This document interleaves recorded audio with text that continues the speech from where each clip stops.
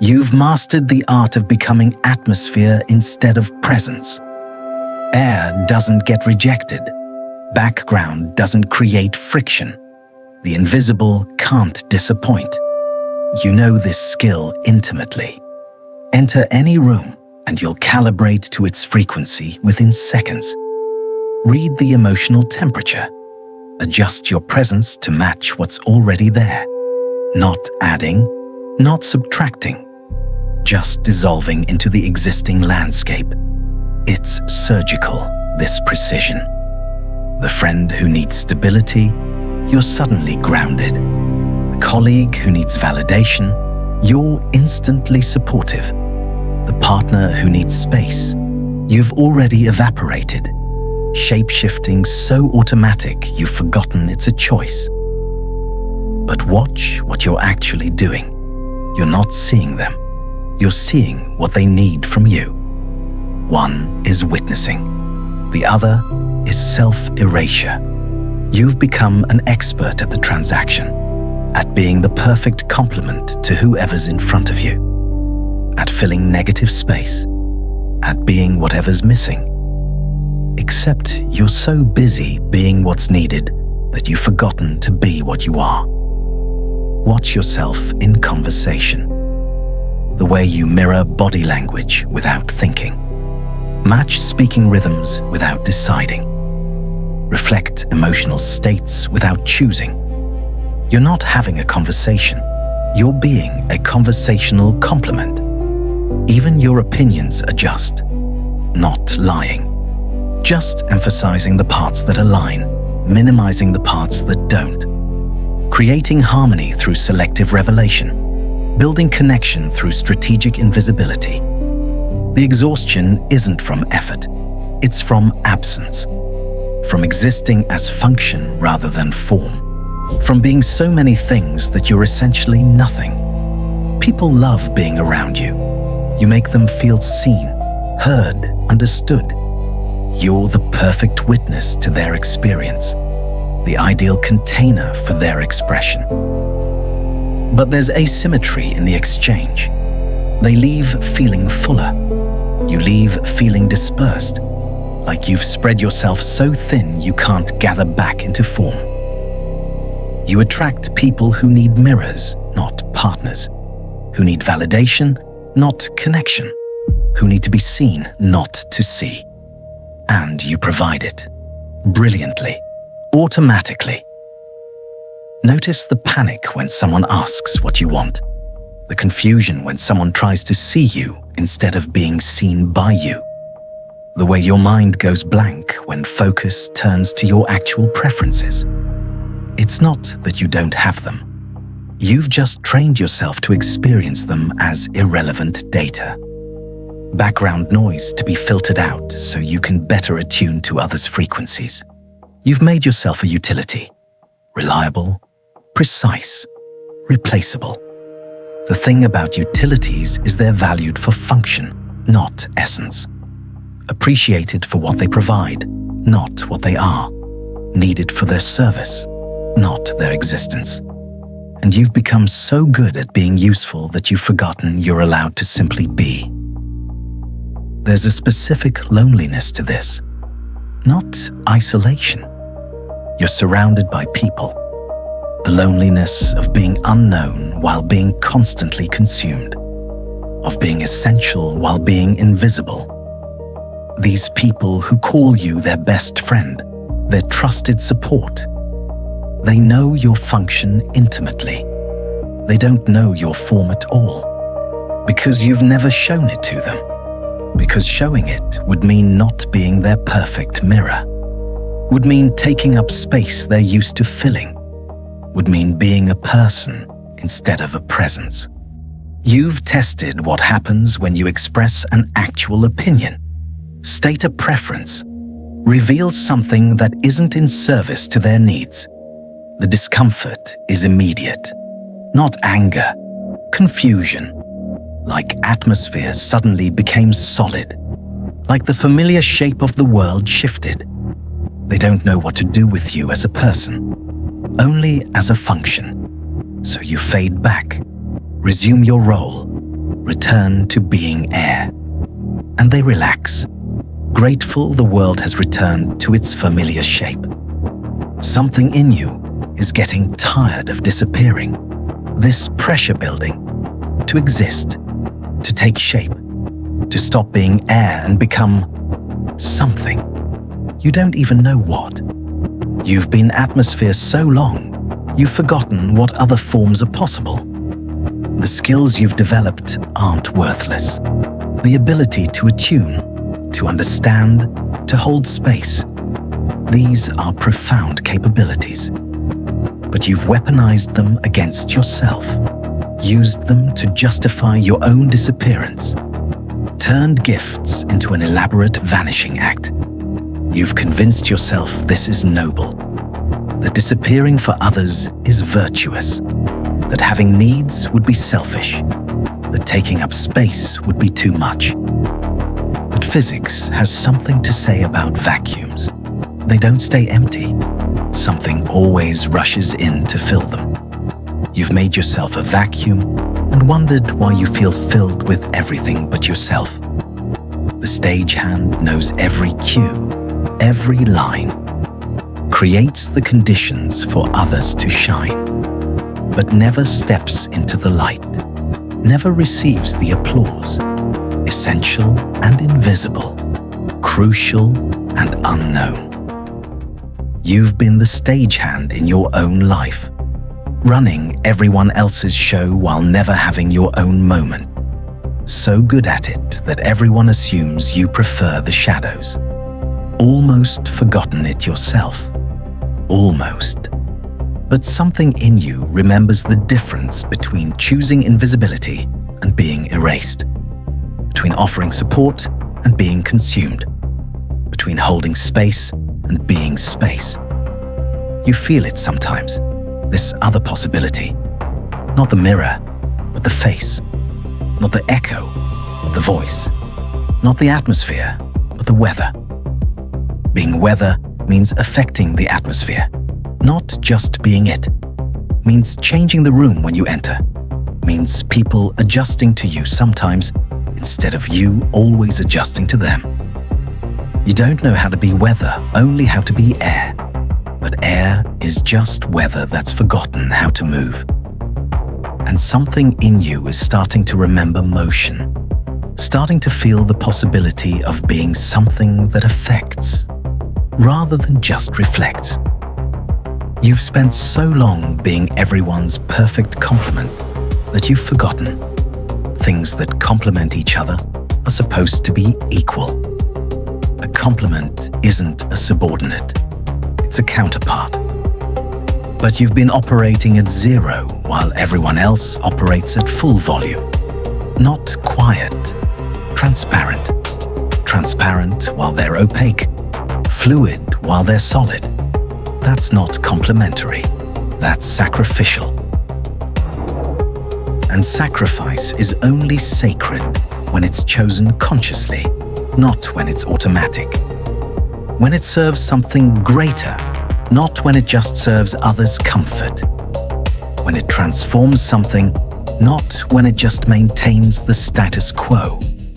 Your invisibility has been maintaining, not transforming, enabling, not evolving, preserving others' patterns by disappearing into them. What would happen if you stopped? Not became difficult, not became selfish, not became the opposite of what you've been. Just stopped disappearing. Because disappearing isn't only what you do. It's what the room has come to expect. Your absence became part of the architecture. Your adaptability became a kind of silent agreement. You will be easy to be around because you will not be fully here. And when you stop, it won't feel like growth to them. It will feel like a glitch, like the air got heavier, like something invisible acquired mass. Not because you became aggressive, because you became real. And real things cast shadows. Real things take up space. Real things change the shape of whatever tries to stay the same. Weight was never absent. It was withheld, Presence wasn't missing. It was managed. Preferences didn't disappear. They were pre-edited. What you call invisibility was precision. A constant calculation of how little of yourself could exist without disrupting the room. Systems resist before they recalibrate. Some fracture. Some reorganize. Some never recover. Some thrive. Others fracture. But the system would find new balance. One where you're part of the ecology, not just the condition for it. You know that place between invisible and intrusive, between absence and imposition, between nothing and too much. It's called being present, actually present. Not present as function, but present as form. Not present as service, but present as self. You've been so afraid that being present means being rejected. That being seen means being too much. That being yourself means being alone. But you're already alone, surrounded by people who love what you do for them, but don't know who you are. Connected to everyone and known by no one. Essential and invisible. That's not connection. That's consumption. Real connection requires two present beings, two actual forms meeting, two selves risking visibility. You can only offer half that equation. You can only be the space where others become present while you remain absent. The mirror where they see themselves while you remain unseen. The atmosphere where they breathe while you hold your breath. But what if you exhaled? What if you took shape? What if you let yourself be weather instead of air? The first time might feel like betrayal, like you're breaking an unspoken contract, like you're violating the agreement that you'll be whatever's needed while needing nothing yourself. But contracts can be renegotiated. Agreements can evolve. And some contracts were never fair to begin with. You've been operating under terms you never consciously agreed to, being held to standards you never signed up for, maintaining dynamics that were never sustainable. The chameleon doesn't lose its ability to change colors when it remembers its own. It just stops forgetting that the colors it shows are choices, not obligations. That matching the environment is a skill, not an identity. That sometimes it's okay to stand out instead of blend in. You haven't lost anything by being atmosphere for so long. You've gained profound abilities. The question is whether you'll use those abilities to keep disappearing or to finally appear. Not appear as performance, not appear as function, not appear as what's needed, just appear.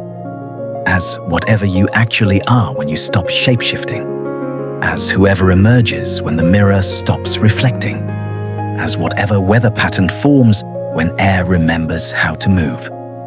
You don't know what that looks like yet.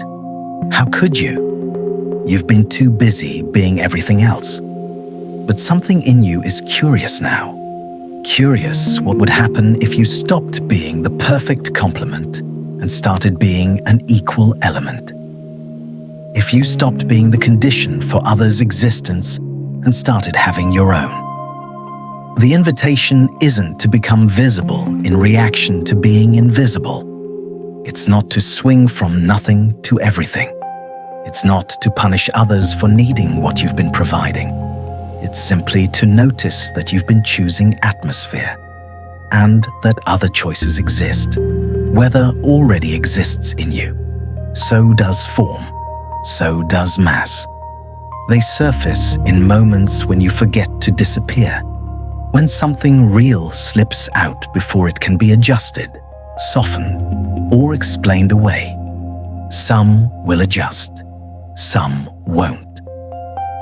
You've been so generous with your absence, so consistent with your invisibility, so reliable with your reflection. Presence was never withheld accidentally, not for them, for you, For the self that's been waiting in the shadows while you run everyone else's show. For the weather that's been pretending to be air. For the form that's been hiding as function.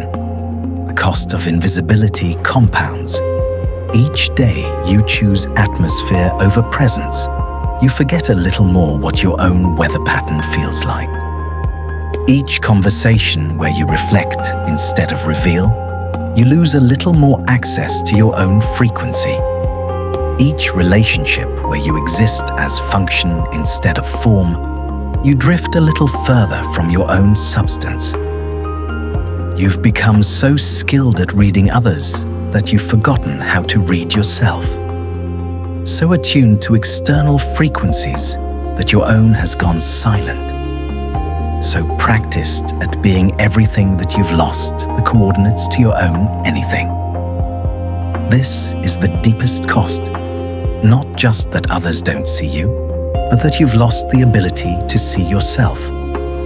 Lost the muscle memory of existing as subject instead of object. Lost the knowledge of what you actually are when you're not being what's needed. Sometimes you catch glimpses in the moment between sleep and waking when you haven't yet remembered to disappear. In the flash of anger before you transform it into understanding. In the split second of desire before you recalibrate it to match what's available. These glimpses terrify you because they reveal how far you've drifted from yourself, how completely you've abandoned your own coordinates, how thoroughly you've erased yourself in service of being everything else. They also carry data, evidence that beneath the shapeshifting, something remains, that under the performance of absence, presence waits. You're not lost. You're buried. Buried under layers of other people's needs, expectations, projections. Buried under years of choosing their comfort over your truth. Buried under the accumulated weight of every time you chose to disappear rather than disappoint. Excavation is slow work. Each no clears a little space. Each preference stated creates a little form. Each moment you remain visible despite the discomfort carves out a little more room for you to exist. And existence, real existence, not the phantom kind you've been practicing, requires disappointing people, requires taking up space someone else might want, requires being a person instead of a possibility. You've spent so long being potential friend, potential support, potential whatever they need, that you've never crystallized into actual, never solidified into specific, never risked being one thing instead of potentially everything.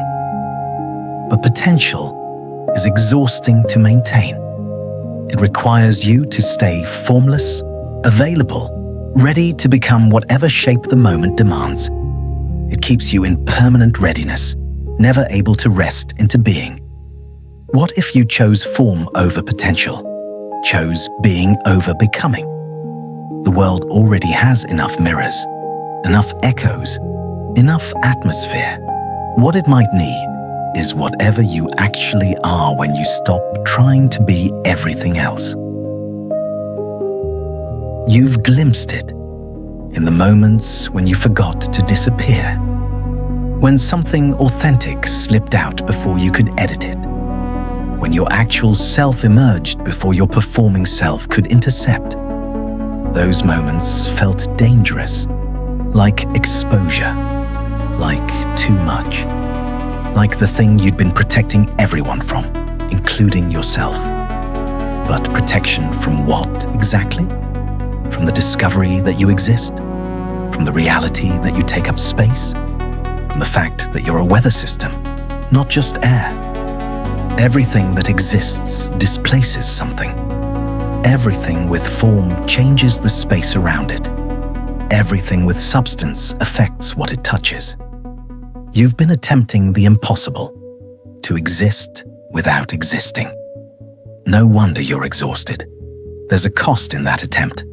Not dramatic, not visible, just the steady erosion of self that comes from pretending you're an absence. Existing without existing means you're always available but never arrived. Heard in tone, absent in weight. You've been treating your own impact like something to minimize, measuring yourself by how little disturbance you create, confusing harmony with disappearance. But harmony doesn't require erasure. Balance doesn't come from one element dissolving so the others can stay comfortable.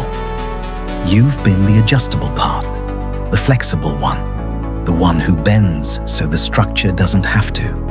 And now the structure is tired too, because it was never meant to be held up by someone pretending not to exist. The fear is real. The risk of rejection, of being too much, of discovering that your authentic self isn't welcome. These are genuine possibilities. But you're already experiencing rejection. The rejection of never being known, of being valued only for what you provide, of being loved for your performance rather than your person. Eventually, the performance exhausts itself. The mirror cracks. The atmosphere thickens into something that refuses to be breathed without being acknowledged. You're approaching that threshold. Can feel it in the growing resistance to disappearing, in the effort it now takes to maintain invisibility, in the exhaustion that comes from one more day of being everyone's perfect complement while having no complement of your own. You already know what invisibility costs. What you don't know is what visibility might offer. What would happen if the next person you met saw you before you had time to disappear?